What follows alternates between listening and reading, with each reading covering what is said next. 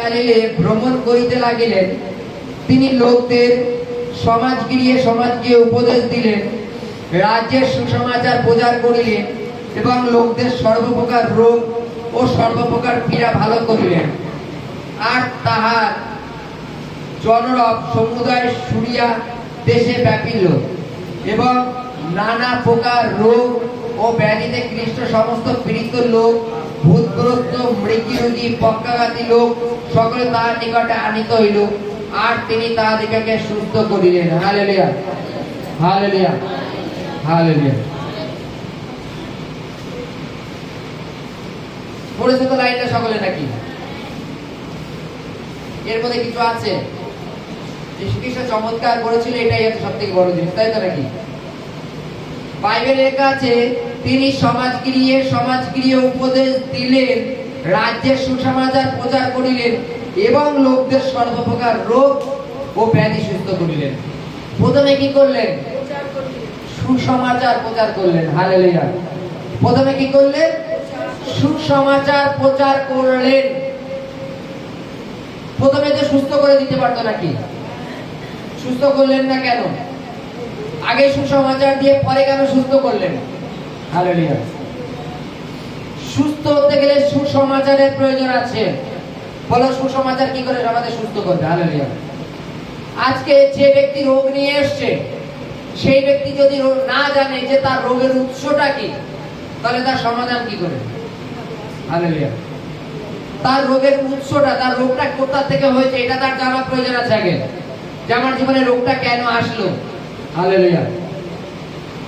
বাইবেলে লেখা আছে, তিনি আগে সমুদায়ের জগতে আগে সুসমাচার প্রচার করলেন, তারপরে তিনি রোগীদের সুস্থ করলেন। আগে সুসমাচারের মাধ্যমে তিনি আমাদের জানিয়েছেন যে আমাদের রোগ ব্যাধির সমস্যা হবার কারণ কি। কারণ কি? প্রত্যেক ব্যক্তি, বাইবেলে লেখা আছে যে প্রত্যেক ব্যক্তি আপনার নিজের দৃষ্টিতে সে ধার্মিক।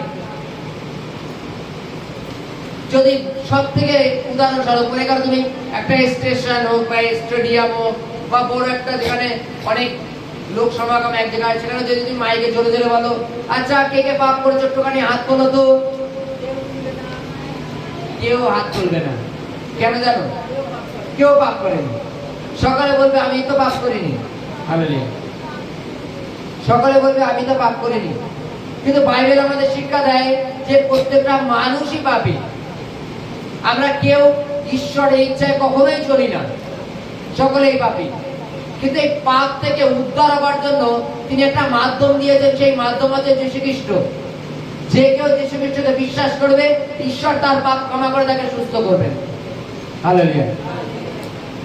পাপ ক্ষমা হওয়ার প্রয়োজন। হালেলুয়া। ক্ষমা করার মালিক তিনি, আর তিনি আমাকে সুস্থ করবেন। এবার সুসমাচার কেন? তিনি সুসমাচারের পরে সুস্থ কেন করলেন? সুসমাচারের মাধ্যমে তাকে বোঝালেন, আজকে আমরা প্রত্যেক ব্যক্তি আপন আপন অপরাধীকে ক্ষমা করতে চাই না, কিন্তু ঈশ্বর অবিরত আমাদের ক্ষমা করে যাচ্ছেন। আমরা কেন যে সামনের ব্যক্তি যখন আমার বিরুদ্ধে পাপ করেছে তার পাপটাকে আমি গিট দিয়ে রাখবো কেন? হালেলুয়া। আমরা কি ঈশ্বরের থেকে মহান? হালেলুয়া। আমরা কি ঈশ্বরের থেকে মহান? আমরা জগতের লোক, কারোর উপরে যদি কখনো রাগ থাকে আমরা কি করি? তাকে আমরা হাতে মারি, তাই তো? মারি তো নাকি? কিন্তু হাতে মারার মধ্যে অনেক তফাৎ, জানো তো? কারণ ঈশ্বর জানেন যে কার সাথে কিরূপ ব্যবহার করা প্রয়োজন। হালেলুয়া। আজকে তদানুসারে তিনি আমাদের সুসমাচারের মাধ্যমে শিখিয়ে দেন যে আমি যদি তোর পাপ ক্ষমা করতে পারি, তুই কেন পাপ ক্ষমা করতে পারছিস না? আমরা আমাদের অপরাধী পাপটাকে সবসময় গিট দিয়ে রেখে দিই। যিনি অন্তর্যামী, যিনি সমস্ত কিছু জানেন, তিনি আমাদের পাপ ক্ষমা করে দিচ্ছেন। আর আমরা পাপ ভরে রেখে দিই, আমরা মনে করি আমরা ঈশ্বর থেকে মহান কিছু, শুধু একবার সুস্থ হতে দে, তারপর তোকে আমি দেখে নেবো। হালেলুয়া। তিনি সুসমাচারের মাধ্যমে বলছেন, যদি তোমাদের মধ্যে কারোর বিষয়ে কোনো রাগ থাকে, রাগ ক্ষমা করে দাও। হালেলুয়া। তাহলে ঈশ্বর বলছেন তিনি আমাদের ক্ষমা করে দেবেন, তিনি আমাদের অপরাধ সকল ক্ষমা করবেন। এবার উদাহরণস্বরূপ যদি আমরা পাপ চেপে রেখে দিলাম আর প্রতিনিয়ত চোখে জলে প্রার্থনা করলাম, ঈশ্বর তুমি আমাকে সুস্থ করো, আমাকে সুস্থ করো, আমার পাপ ক্ষমা করো, হালেলুয়া। বাইবেলে লেখা আছে তোমরা যাচনা করতেছ পাইতেছ না, যাচনা করিতেছ তথাপি পাইতেছ না, কারণ তোমরা মন্দভাবে যাচনা করছো। তুমি যাচনা করছো যিশু খ্রিস্ট তুমি আমাকে সুস্থ করো, আর আমি আর মনে মনে ভাবলাম যে আমি সুস্থ হয়ে তোকে আমি রেখে দেবো, হালেলুয়া। আমরা সঠিকভাবে যাচনা করছি না, যার জন্য আমরা পাচ্ছি না। কিন্তু বাইবেলে কি বলছে? তোমরা মন্দভাবে যাচনা করিতেছ, ওর জন্য পাইতেছ না। তোমরা যদি পরিষ্কার ভাবে যাচনা করো তাহলে ঈশ্বর তিনি আমাদের প্রার্থনা শুনবেন। আমেন। জয় যিশু।